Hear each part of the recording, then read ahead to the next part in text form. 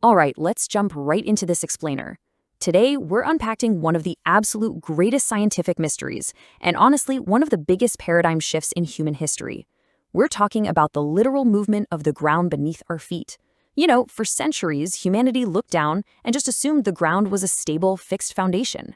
But as we're going to see, the Earth is actually this incredibly dynamic, constantly shifting puzzle. And the story of how we actually figured that out, it's just absolutely fascinating. So we're kicking off this geological cold case with a guy named Alfred Wegener. Picture this, it's 1912, and Wegener, who by the way was actually a meteorologist, pitches this truly radical theory he called continental drift. He completely challenged the whole illusion of solid ground, basically saying that continents were wandering across the globe. Naturally, it was a wildly bold claim, and man, that he faced some immense skepticism for it. Tragically, Wegener froze to death during a Greenland expedition in 1930. That was decades before the scientific community finally realized that he was absolutely right all along. And honestly, Wegener's story brilliantly illustrates a really fundamental truth. Science is a self-correcting process. The history of science is just littered with these widely accepted ideas that eventually get completely dismantled by undeniable evidence. Think about the monumental shift from a geocentric to a heliocentric model of the solar system, right? 500 years ago, it blew people's minds to learn the Earth revolves around the sun, not the other way around. Well, Earth science was about to get flipped upside down in the exact same way by Wegener's radical idea. Now, to solve this mystery and really understand how Wegener arrived at his big idea, we've got to follow the scientific method, taking it step by step from a basic observation all the way to a rock-solid theory. But the absolute most crucial step here, that's developing a testable hypothesis. You need a hypothesis that can give us definitive evidence to prove relationships right or wrong. So let's retrace Wegener's steps and see exactly what he was looking at. Right, step 1, observation. Wegener essentially just looked at a world map and noticed something massive hiding in plain sight. Think about the coastlines of Africa and South America. I mean, they fit together almost perfectly, like massive planetary puzzle pieces. Honestly, it's an observation a kid could make, but Wegener was the one who actually decided to take it seriously. And that simple observation naturally leads straight to our big research question. Why do they fit together so precisely? Is it just some cosmic coincidence? A totally random quirk of geography? Or is there a much deeper geological history going on here? Like, is it possible these distinct, widely separated landmasses were actually once part of a giant supercontinent that somehow split apart in the remote past? Well, Wegener predicted that if these continents really were connected once upon a time, their coastal geology should be an absolute perfect match. And wow, the rock data backs it up completely. Now, a super basic rule of geology is that newer rocks sit on top of older rocks. So while the top layers of these continents differ, because, they've been separated for 80 million years, the deep historical sequences on both sides of the Atlantic are almost identical. We're talking matching sandstone, slate, and granite base layers spanning across an entire ocean. But wait, the case gets even stronger when we start looking at the biological clues. Wegener mapped out the fossil record, and the results were just staggering. We are finding fossils of the exact same species of prehistoric plants and land-dwelling animals at corresponding points on opposite sides of a vast ocean. These are animals that absolutely could not have swum thousands of miles across the Atlantic. There's no way. The only logical conclusion is that they had to have died when those continents were physically joined together. So here is the really crucial point.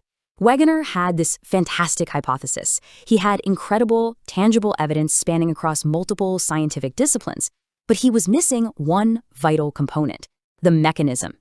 How in the world do solid continents actually move? I mean, what kind of unimaginable, immense physical force could possibly push an entire landmass thousands of miles across the globe? Because he couldn't answer that how, his theory kind of hit a brick wall. It actually took decades of subsequent research to finally uncover the truth here. We now know that the continents and the ocean floors are just fundamentally different. The basement rocks that make up the continents are incredibly old, and crucially, they're less dense. This actually allows them to literally float on a sea of hot, gooey, viscous magma underneath. So over hundreds of millions of years, a massive supercontinent, which we call Pangaea, slowly broke apart, floating right into the global configuration we recognize today. Okay, but what was actually pushing them? Well, that missing mechanism was finally discovered deep underwater in the mid-20th century. It's a process called seafloor spreading.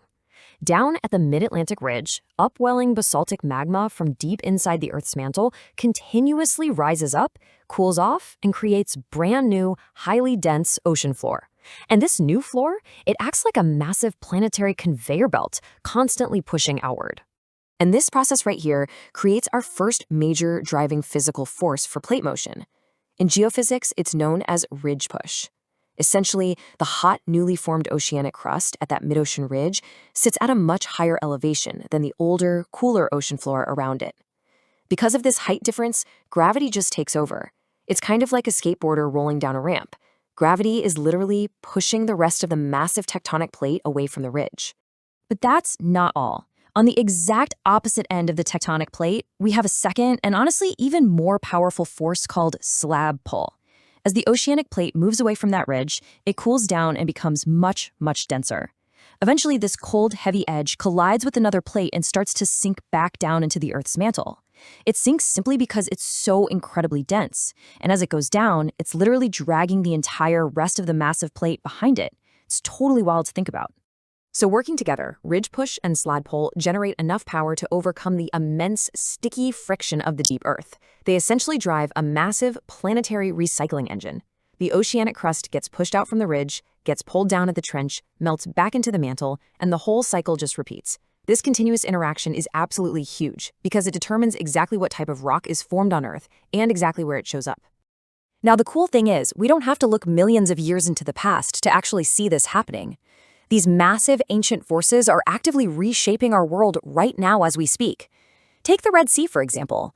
That isn't just your average body of water. It is an active continental rift valley. The tectonic forces of seafloor spreading are quite literally tearing the Arabian Peninsula away from the African continent right now. Or, let's talk about the Hawaiian Islands. Interestingly, they aren't even formed at a plate boundary. Instead, they form as the massive Pacific plate slowly glides over a stationary thermal plume, a hotspot, of rising magma. So as the plate moves over it, the hotspot punches through, creating a trail of seamounts and islands. And that trail perfectly maps out how the plate historically shifted its direction from moving north to moving northwest millions of years ago. To really put the mind-boggling scale of this whole planetary engine into perspective, let's look at a specific number. 32,700. That tectonic hotspot process we just talked about, it created the big island of Hawaii, which is essentially just the world's biggest continuous lava flow.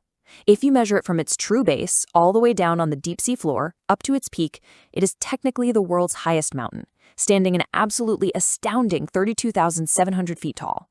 That's just wild. Of course, as you might guess, it isn't always a perfectly smooth process. When these massive floating plates don't pull apart to create oceans or sink down to recycle rock, sometimes they just grind laterally right past one another. The San Andreas Fault in California is a prime example of this. You have these massive land masses moving past each other, which generates incredible friction and intense localized stress. And ultimately, when that built-up tension suddenly snaps, you get devastating earthquakes. And seeing this all put together brilliantly illustrates how understanding tectonic forces finally solves these old, bizarre geological anomalies that used to deeply confuse early scientists. For example, before plate tectonics became a recognized theory, geologists simply couldn't explain how the remains of marine sedimentary rocks ended up at the very peak of Mount Everest. I mean, how does ocean rock get way up there? Well, now we know. Those rocks were once the ocean floor, and they were violently pushed miles into the sky by the slow-motion collision of the Indian and Eurasian plates. So the rigorous application of the scientific method took Wegener's seemingly unbelievable hypothesis and turned it into the grand unifying theory of Earth science. The ground beneath your feet is incredibly dynamic, and it's moving right now at roughly the exact same speed your fingernails grow. So as we wrap up this explainer, I want to leave you with a pretty provocative thought to ponder. If this planetary engine literally never stops, what do you think our world map is going to look like in another 100 million years? Thanks for joining me today, and keep questioning the ground you walk on.